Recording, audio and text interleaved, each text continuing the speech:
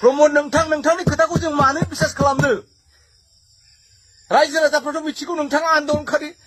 एनडिपिनि जानानै सान्ति सुक्ति खालामदोंमोन एनडिपिफोरखौ सख'जोबनांगौमोन दिनै स' एनडिपिफ्रा दाबो जेलाव दङ जों नोंखौ मानो फोथायनो बे 50-60 बोसोर बड'फानि सिमां स्ट्रागल ट्रुथ एन्ड स्ट्रागल दावहा जिरायथ'नाय आरो दावहा मोन्थोरजों दावहाखौ सालायलांबाय था बड'फानि मोन्थोरजों नोङो सोलिनो होननाया दिनै हिमन्त बिश्व शर्माया नोंनि सिगाङावनो डिक्लेयार खालामबाय जे दिनैनिफ्राय बे बर' भुमाव आरो बड'लेण्ड बिनाय जानाय नंलिया होननानै जों नोंखौ बोरै फोथायगोन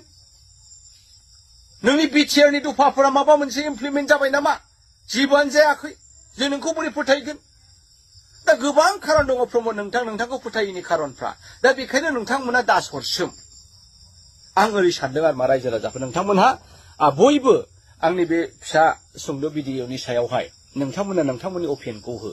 आं बुंनाया थार ना आं बुंनाया नंखाय जोङो सोरनि जानानै दावहा नांनांगौ प्रमदनि जानानै बै रायजो राजाखौ बुसि बुसाबाबो सदबनानै आदानिनो 3600 बिगाखौ होनांगौ ना बै रायजो राजाफोरजों थाफानानै बे आदानिनि हेंथायै प्रमदनि हेंथायै हेमन्तनि हेंथायै दावहा नांनांगौ नोंथांमोनाबो कमेन्टखौ होनांगोन कमेन्टल' होनायजों जानाय नङा आं मा सानदों आरो